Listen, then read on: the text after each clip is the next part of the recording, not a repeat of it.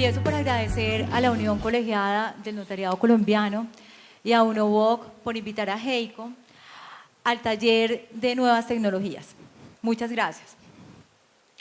Como estamos muy cortos de tiempo, realmente tenemos 15 minutos, voy a pasar directamente al campo de aplicación y a los requisitos más importantes del decreto.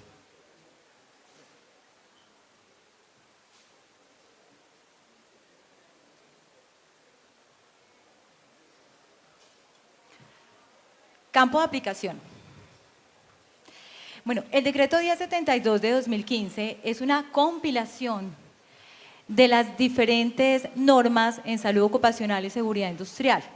De alguna manera, lo que se buscó con esta compilación era facilitarle a los empleadores la aplicación de las normas en materia de seguridad y salud en el trabajo. Diríamos que el ejercicio fue bueno. No obstante, no están absolutamente todas las normas, pero están gran parte de las normas y diríamos que algunas de las más importantes. ¿A qué organizaciones les aplica el decreto? El decreto, que implica la aplicación de un sistema de gestión de salud y seguridad en el trabajo, aplica a todos los empleadores públicos y privados, es decir, desde un empleado en adelante. También aplica a los contratantes de personal bajo la modalidad de contrato civil, comercial o administrativo, a las organizaciones de economía solidaria, a las cooperativas, y aquí también entran los fondos de empleados, y a las empresas de servicios temporales. Es importante también tener presente que el decreto no solamente aplica para los empleados de nómina, también aplica para los contratistas, importante tenerlo presente, es decir, aplica, por ejemplo, para sus asesores jurídicos, aplica para la persona de servicios generales, si la tienen subcontratada, aplica para la vigilancia privada, si la tienen subcontratada, entre otros servicios. Es decir, el alcance abarca, adicional a los empleados de nómina, también a los contratistas, a los trabajadores cooperados y a los trabajadores en misión. ¿Qué se entiende por trabajadores en misión? Aquellos que son asignados por empresas de trabajo temporal. ¿Hasta cuándo se tiene plazo para implementar el decreto? Se tiene plazo hasta el 31 de enero del 2017. A partir de esa fecha, las ARL, que son las que tienen la responsabilidad de verificar el cumplimiento del decreto, empiezan a pasar de forma aleatoria por sus empresas, por sus notarías, por las diferentes organizaciones para verificar la aplicación del mismo. Y ellos a su vez van a pasar reporte al Ministerio de Trabajo.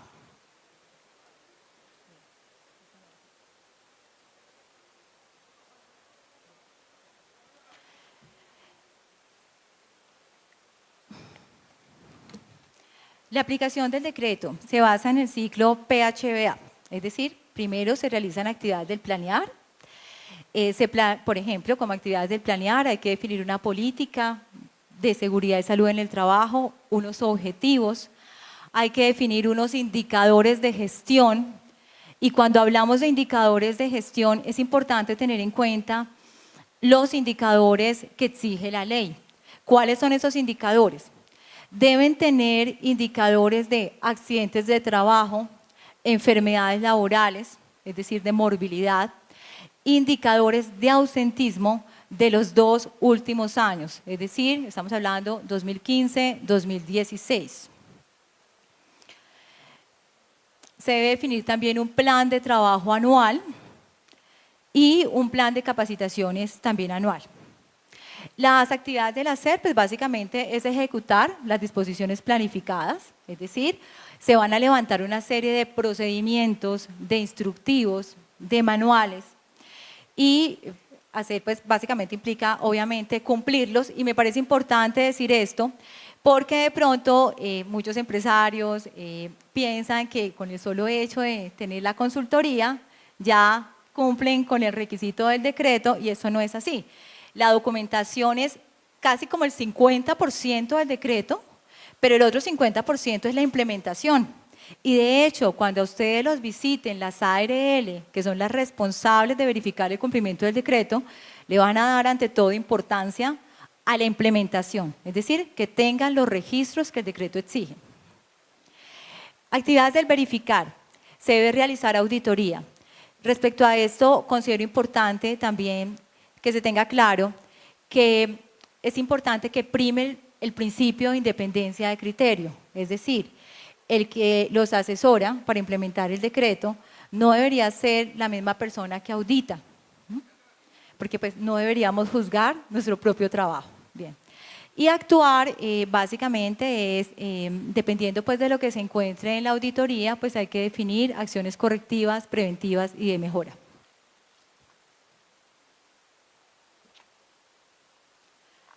Bueno, algunos requisitos, empiezo a comentarlos brevemente. Se exige definir una política y unos objetivos de seguridad y salud en el trabajo. Esta política y objetivos deben estar firmados y deben estar publicados. Recomendaría que no solamente se exhiban en un lugar de alta circulación de la notaría, sino también en la página web, y se los digo por lo siguiente, porque la política debe ser conocida por las partes interesadas.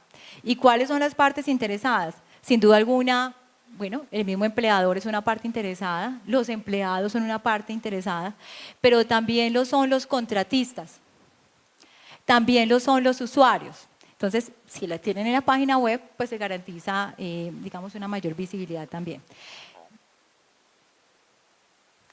Se deben definir las responsabilidades con el sistema de gestión. Se debe hacer una identificación anual de peligros y una evaluación y valoración del riesgo. Es decir, una persona idónea, dice el decreto, debe hacer un documento que se llama matriz de peligros. Cuando decimos persona idónea, ¿a quién hacemos referencia? Debería ser un técnico, un profesional o un especialista en salud ocupacional y seguridad industrial. Quien lo haga debe tener licencia vigente de la Secretaría Distrital de Salud. Ahora, ¿cuáles son los típicos riesgos que se pueden encontrar en una notaría? Obviamente, ustedes tienen una serie de riesgos ergonómicos que son normales en una oficina. Resulta que en muchas ocasiones las sillas pueden llegar a generar problemas osteomusculares.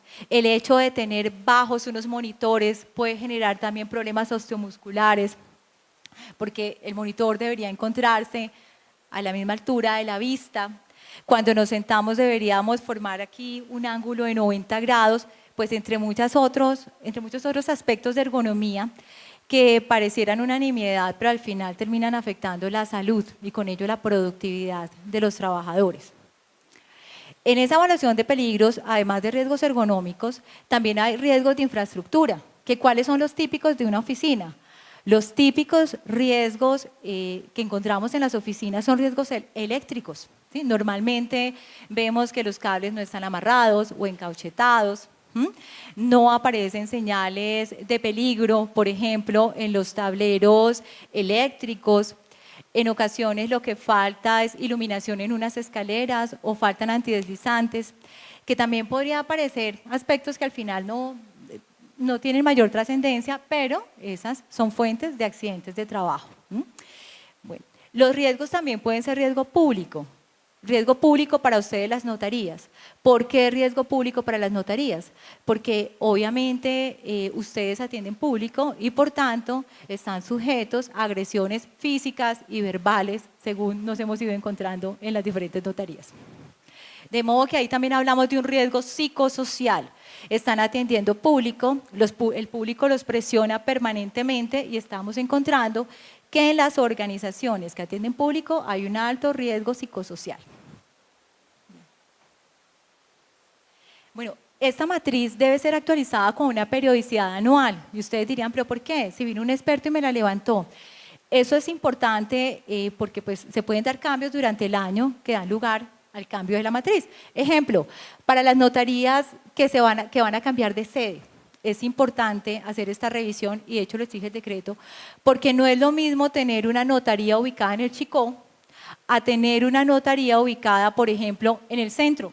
Los riesgos son distintos. Si estamos hablando, por ejemplo, del centro, allí se encuentran los organismos de control, los ministerios, el Congreso, la Plaza de Bolívar. Por tanto, estamos hablando de que hay nuevos riesgos que deben ser contemplados, como, por ejemplo, azonadas, atentados, entre otros riesgos, que supone la nueva ubicación geográfica. Otro requisito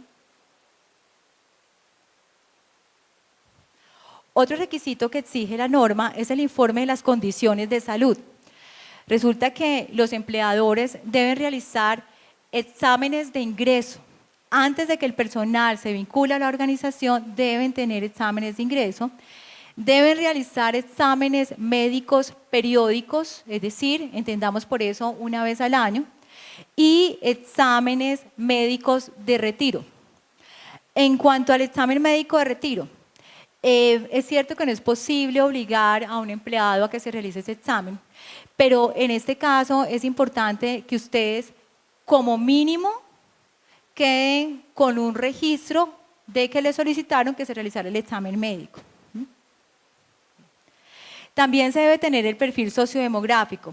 Es importante tener información de los trabajadores, como por ejemplo, con cuántas personas vive, tener datos de contacto, saber cuál es la EPS, la ARL, porque en caso de un accidente, pues es necesario saber con quién hay que comunicarse.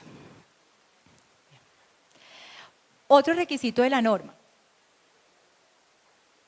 En cuanto a los exámenes médicos, me parece importante comentarles que los exámenes médicos deben ser realizados por un médico especialista en salud ocupacional con licencia de la Secretaría de Salud Ocupacional para realizar este tipo de exámenes. Es decir, el examen médico no puede o no debe ser realizado por un médico general.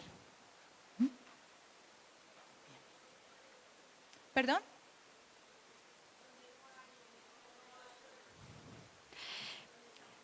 Perfecto. Es el requisito que establece la norma. De todas maneras, quisiera decirles lo siguiente. Resulta que UNOVOC en este momento está haciendo convenio con una IPS en Bogotá que atiende también en los diferentes municipios del país. Ellos tienen un alcance muy grande y de hecho la ventaja con esta IPS es que se están desplazando a las notarías para realizar los exámenes. Y veo que es una ventaja grande por la siguiente razón, porque la mayor parte de las IPS dicen no vamos si no hay más de 25 personas, pero hay muchas notarías que tienen menos de 25, tienen que atender al público y en efecto no pueden mandar a sus funcionarios a realizarse los exámenes médicos. Entonces podrían averiguar con el doctor Roballo, que él les puede informar cuál es la IPS.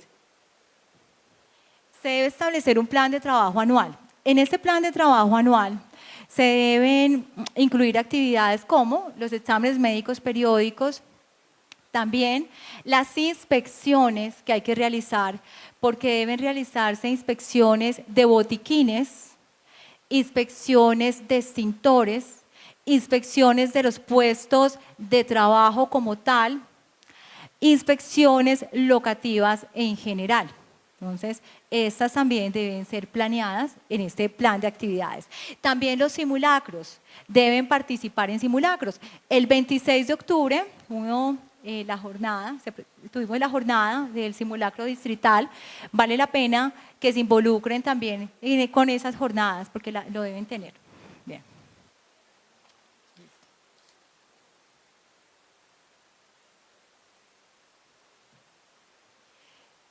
Otro requisito es también establecer un programa anual de capacitaciones. Es importante que en ese plan de capacitaciones incluyan en primera instancia la capacitación al COPAST o al vigía. Al respecto también les comento, las empresas que tienen más de 10 trabajadores conforman, ¿qué conforman? COPAST.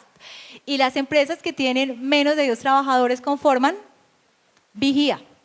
Ok, una responsabilidad de las ARLs, y ustedes tienen derecho a capacitación con su ARL para formar a los miembros del COPAST y al vigía, porque ellos en gran parte la responsabilidad de implementar ese decreto recae en gran parte en este comité. Por eso ellos deben ser formados por la ARL y es una responsabilidad de la ARL.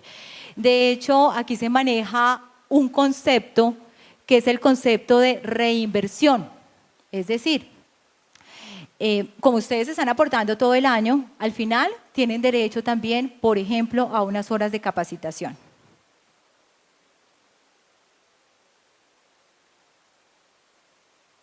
Dentro del plan de capacitaciones también es importante tener presente que se debe hacer reinducción. Ustedes dirán, pero si yo hice inducción cuando el empleado llegó a la empresa, la norma obliga a hacer reinducción.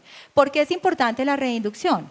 Es importante para estar reforzando el tema de salud y seguridad en el trabajo. Entonces, por ejemplo, si ustedes como notarías tienen un procedimiento, un protocolo para cuidado de manos y manejo de cuchillas, que a propósito no deberían usar cuchillas, pero nos hemos ido encontrando que las están usando porque utilizan un tipo de papel especial y dicen los digitadores que solo se puede borrar con cuchilla. Pero el protocolo, que lo deberían tener, debería decir que las cuchillas son de manejo personal e intransferible, porque de pronto lo que nos vamos encontrando es que se comparten las cuchillas y el riesgo biológico de compartir una cuchilla es altísimo. Bien. También para recordar, por ejemplo, lo referente al manejo de protocolo. Entonces, estamos hablando de hacer reinducción en manejo de protocolo. ¿Por qué es importante hacerlo? Y que tengan ese protocolo de manejo del protocolo. Porque hay unas cargas hay unas cargas máximas que podemos soportar las mujeres. Por ejemplo, para cargar desde el piso, las mujeres máximo, de acuerdo a la norma, toleramos 12.5 kilos y a nivel del pecho 25 kilos. Los hombres, para cargar desde el piso, soportan 25 kilos y a nivel del pecho 50 kilos. Esto es importante porque pasarse también de esas recomendaciones también, digamos que genera pues, el riesgo osteomuscular. Entonces, importante establecer, nuevamente digo, el protocolo para manejar el protocolo y estar haciendo una reinducción anual en este tipo de documentos. Bien. 5 minutos. Okay. Bueno, por otra parte, también se debe tener registro de entrega de equipos y elementos de protección personal. En general, en las notarías no se manejan muchos elementos de protección personal. En general, ustedes son riesgo 1. No obstante, considero importante que tengan presente lo siguiente. Nos hemos ido encontrando que incluso al mensajero lo tienen con riesgo 1. A ciertas personas que los llaman tramitadores, que van a recoger firmas, los tienen con riesgo 1 y ellos no son riesgo 1. ¿Por qué? Porque tienen un riesgo de accidente de tránsito. ¿Sí? Así anden en bicicleta. Tienen riesgo de accidente de tránsito. Por tanto, en general, a los mensajeros se les deja con riesgo 4. Importante que lo tengan presente. Si en este momento tienen a sus mensajeros con riesgo 1, importante que llamen a la ARL y que realicen el respectivo cambio. Lo mismo lo digo para los tramitadores, para las personas que están saliendo de la notaría. Ellas no son riesgo 1. Riesgo 1 son los que están en las oficinas. Bien.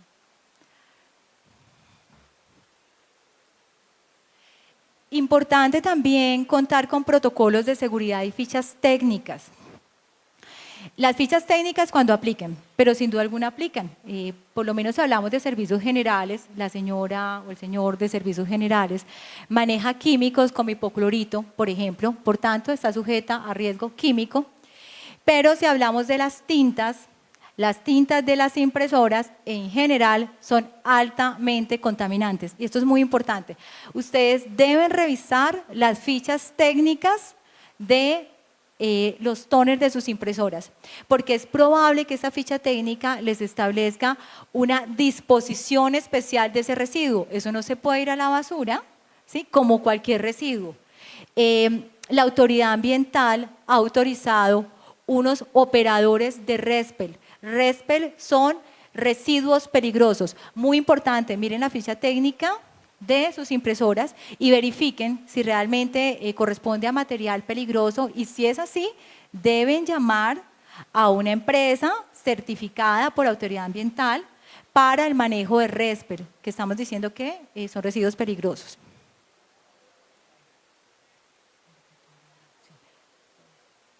Se debe contar también con los documentos de elección del COPAS. El COPAS, ¿con qué frecuencia debe ser renovado? Cada 2 años. Cada 2 años se debe renovar el COPAS. Y es importante lo siguiente. Resulta que este comité paritario tiene 2 representantes de los trabajadores y 2 representantes del empleador. Los representantes de los trabajadores deben ser elegidos por votación.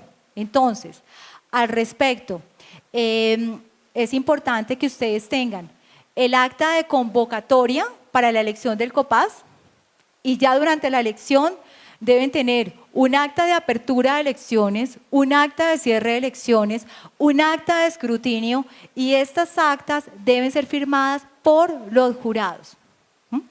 E igualmente deben contar con las actas de reunión del COPAS. Las reuniones del COPAS deben realizarse mensualmente. Y de hecho, en caso de que se llegue a presentar accidentes, y esto es lo que realmente pasa, los inspectores de trabajo, de los primeros documentos que piden a las empresas son las últimas actas de reunión del COPAS. Igualmente deben elegir un comité de convivencia. El comité de convivencia también cada 2 años hay que renovarlo. Tiene unos representantes del empleador, uno de los trabajadores, deben tener exactamente las mismas actas, pero sesionan con una periodicidad trimestral. Por último les cuento, porque ya creo que el tiempo se me acabó, deben conformar brigadas, ¿sí? La ley exige conformar, ¿cuántas brigadas? ¿Qué brigadas hay que conformar? Hay que conformar 3 brigadas. La brigada de primeros auxilios, hay que conformar la brigada de evacuación y la brigada contra incendios. Entonces, para que también lo tengan presente, los brigadistas, no solamente es decir, usted va a ser brigadista contra incendios, usted va a ser el brigadista de primeros auxilios, ellos deben ser formados y certificados como brigadistas. Bueno, entonces, pues, gracias por la invitación.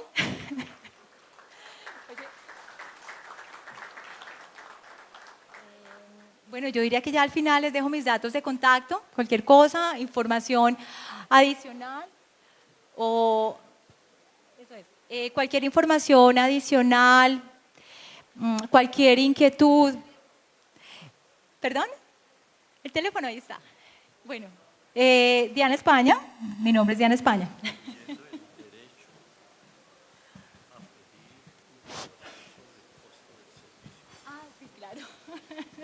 Incluyendo el derecho con que quedan ustedes para pedir la información del costo del servicio. Sí, sí. Bueno, muchas gracias. Bueno, buenas tardes. Mi nombre es Claudia Maya. Voy a complementar pues lo que les contó la doctora Diana. Sé que están cansados, ¿cierto? Están cansaditos. Si quieren, párense un poquito, muevan los brazos, estírense un poquito. Esos son pausas activas, lo que tanto hemos escuchado de seguridad y salud, ¿cierto? Bien, a ver, estírense un poquito, muevan los brazos, muevan la cabeza, ¿sí? Eso. ¿Sí? ¿Mejor? ¿Descansaron un poquito? Muy bien.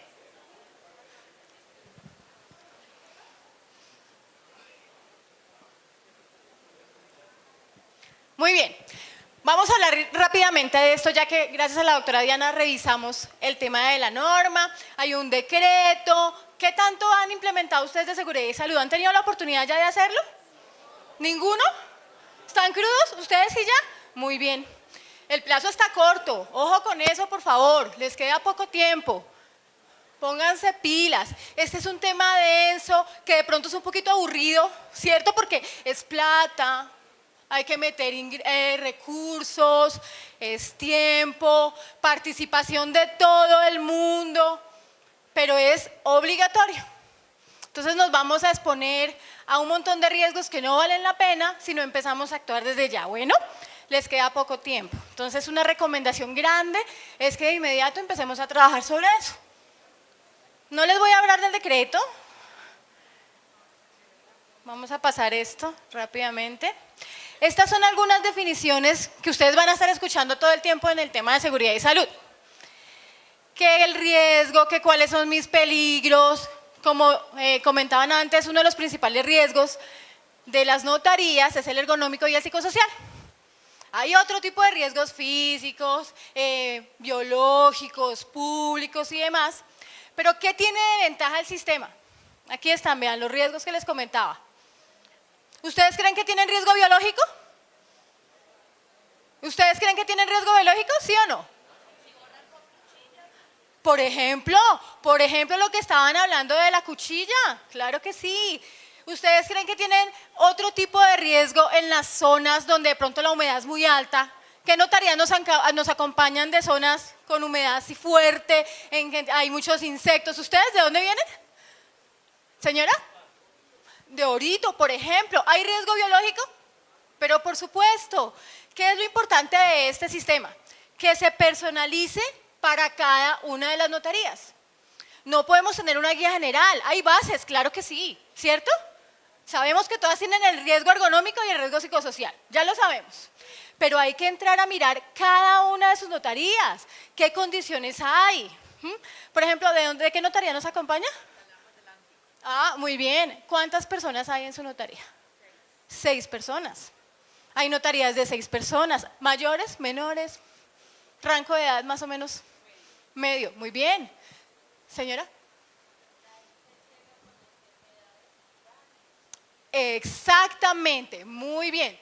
Estamos expuestos todo el tiempo. ¿Qué hace un sistema de seguridad y salud? Medir en cuántas veces estoy expuesto, cuánto tiempo, si tengo o no controles. Entonces, ¿qué hizo el Ministerio de Trabajo? No, vamos a montar una normatividad para todo el mundo, pero la idea es, obviamente, que se personalice. Ah, bueno, esta es importante. Vean esta gráfica. El riesgo 1, que es el que más tienen las notarías, ¿sí? Que diríamos que es el menor, el que más se presenta, en nuestro país ocupa casi la mitad. O sea, es altísimo. Aunque hay riesgos variados, este es uno de los principales. Y vean este dato importante, acá hay unos datos que nos pareció importante mostrarles, condiciones que pueden provocar accidentes. El mayor índice está en cansancio, fatiga. ¿Eso pasa en sus notarías? ¿O no se cansan nunca? ¿Qué dicen sus trabajadores? Claro, de estar sentados, de estar atendiendo público, de estar digitando, de estar escribiendo. Obviamente hay cansancio y fatiga. ¿Y cuál es la otra condición? Esfuerzos o posturas forzadas. ¿Cuánto tiempo puede durar una digitadora en una silla sentada en el día? ¿Cuánto? ¿8 horas? ¿6 horas? ¿5 horas? Hasta 12 horas, es mucho tiempo. Eso es lo que hay que analizar. ¿Cuánto tiempo? ¿Y qué puedo hacer para mejorar su condición de salud? Vean esta gráfica de distribución de factores. El índice más alto, en mayoría del tiempo, corresponde a movimientos repetitivos de manos y o brazos. ¿Eso pasa en sus notarías?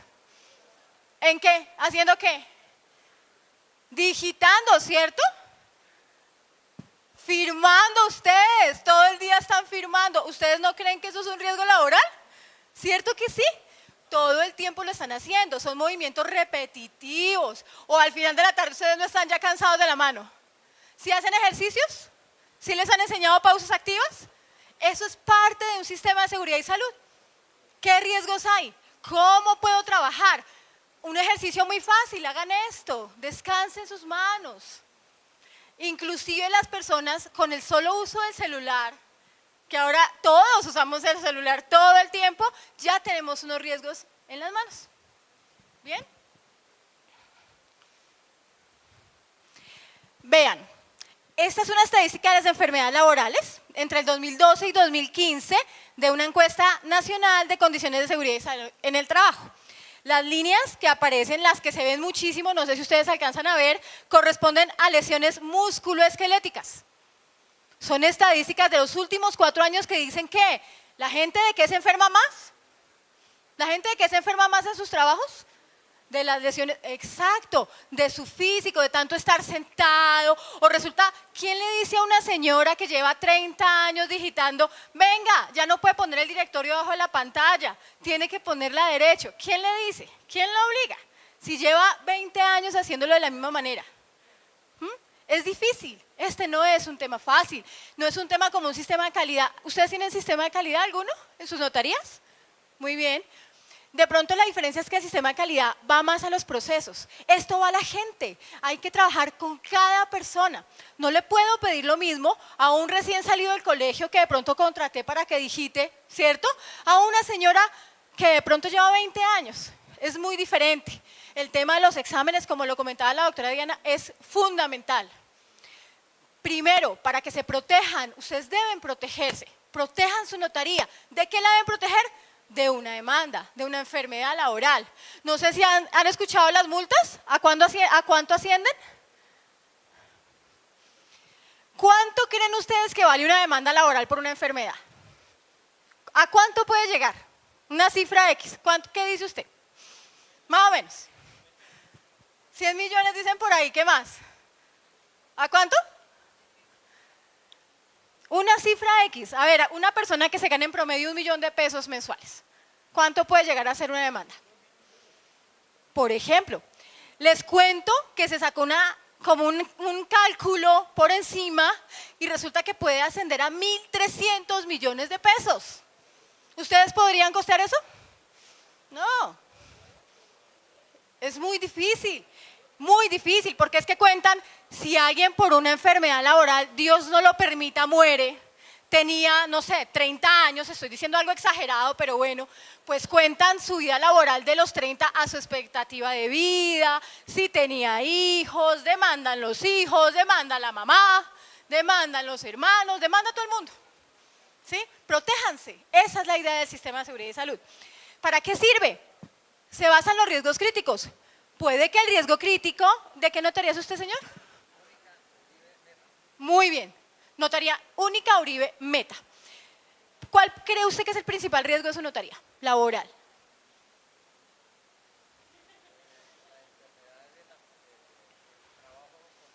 Exactamente, lo del tema del túnel del Carpio. Ah, vea, ahí hay un ejemplo, vean, ahí tiene mírenlo, ahí está. Todo el tema del túnel del Carpio, aquí más de uno tiene túnel del Carpio, ¿o no? Yo también. Es un tema laboral. El tema, inclusive el tema de la gripa. Un funcionario se enferma y no se enferman todos. Y aumentan los ausentismos.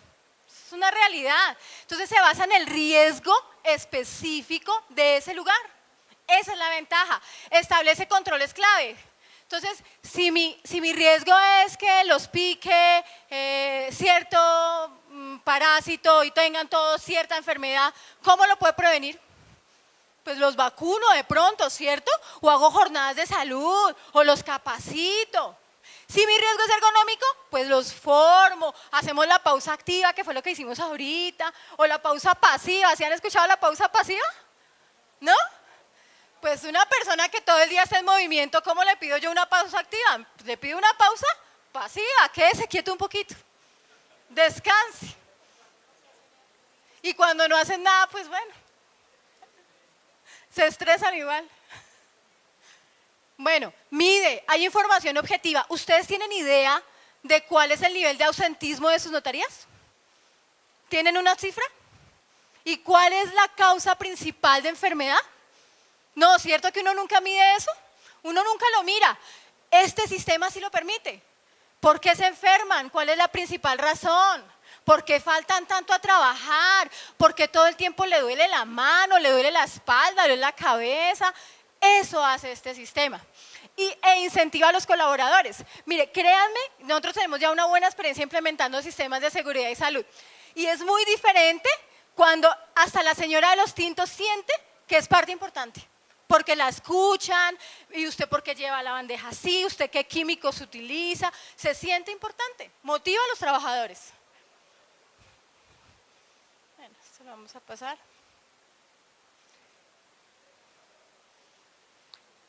Esto es para finalizar unas reflexiones muy importantes.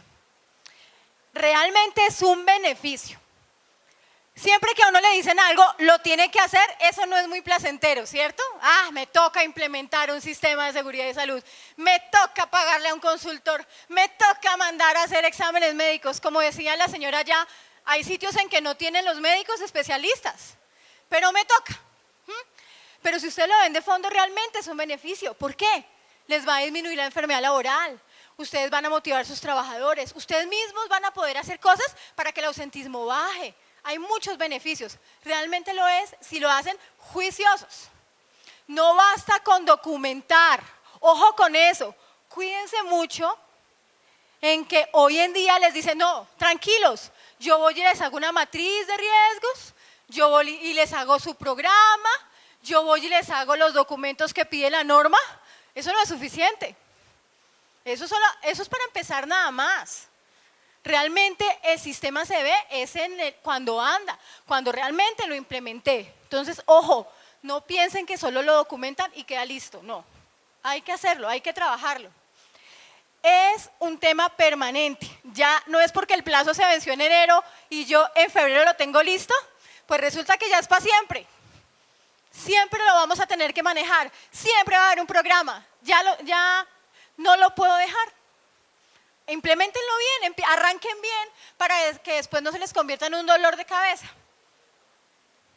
No caduca rápidamente, esto en cuanto a temas de enfermedad laboral y de accidente, eso dura muchos años. O sea, ustedes que están en todo el tema de las normas y las leyes, ¿cuánto dura una demanda? ¿Cuántos años puede durar? Pues muchísimos, eso no caduca.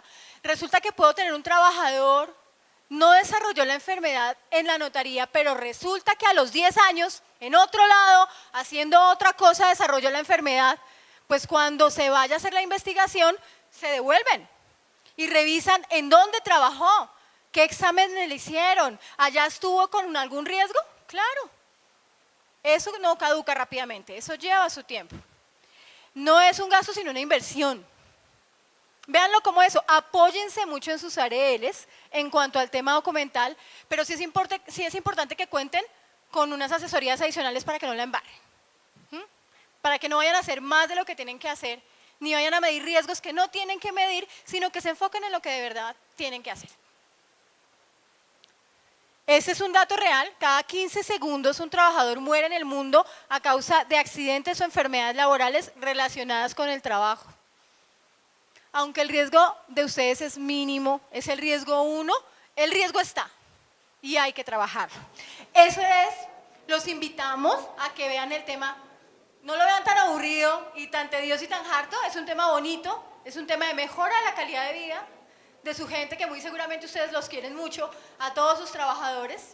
Entonces es un tema para que mejore la calidad de vida de ellos y disminuya el riesgo de ustedes como jefes de ellos. Muchísimas gracias, eso es todo.